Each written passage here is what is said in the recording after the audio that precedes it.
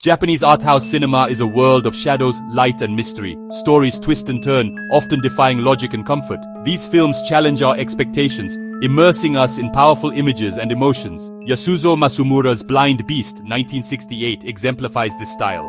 A blind sculptor kidnaps a model, drawing her into a world of touch and obsession. The studio, filled with giant sculptures, becomes both art and prison. Their descent into madness is claustrophobic and visually stunning. Japanese art house takes a single, bold idea and explores it to its limits.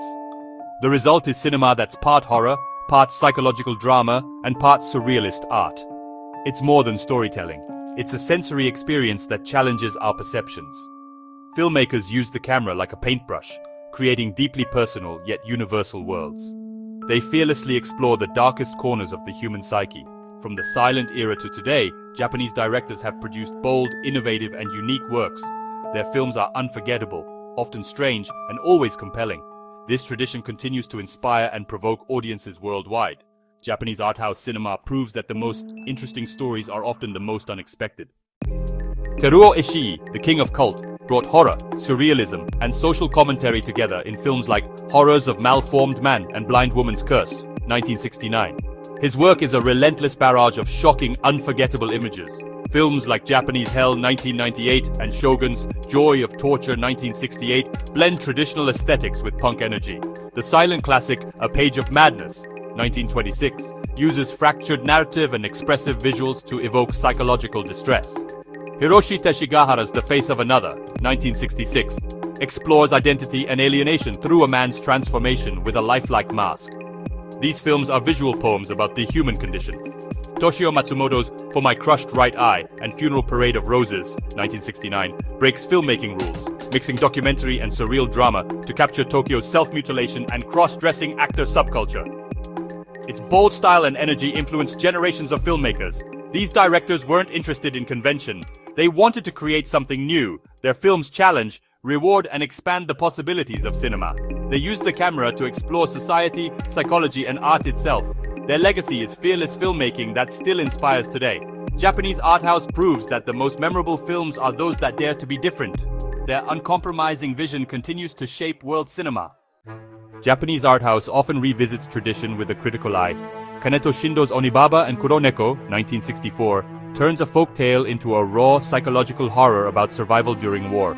The swaying reeds and primal fears create constant dread. Kenji Mizoguchi's Ugetsu and the Crucified Lovers, 1953, is a ghost story about ambition, loss, and the dangers of abandoning responsibility. And a surreal take on loss, mental torment, and lust, broken on the harsh standards of Shogun-era execution for infidelity. Shohei Imamura's The Ballad of Narayama, 1983, explores the harsh custom of leaving the elderly to die on a mountain, shows us the painful and remorseful realities of starving peasants crushed under feudal power structures. Japanese filmmakers also transform Western ideas. Reimagines Christian imagery in a uniquely Japanese apocalyptic context. Kurosawa's Dreams, 1990, blends Eastern and Western art in a vivid tribute to Van Gogh.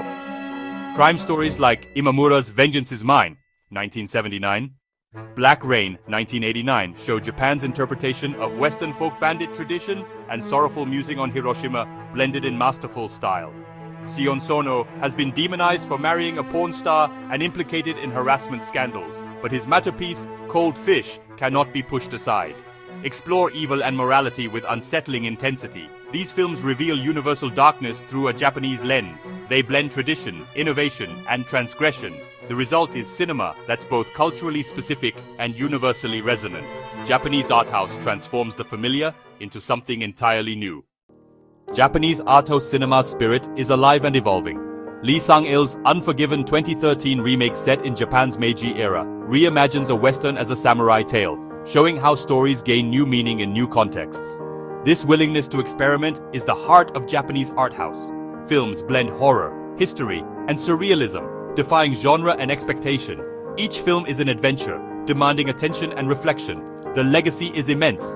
Directors worldwide, from Tarantino's Hack Kill, bill-stealing Hong Kong films like City on Fire narrative, show he doesn't even know what culture he is ripping off to Kubrick. Transmuting King Lear and Macbeth show a cross-pollination where Europeans draw inspiration from Japanese cinema and vice versa.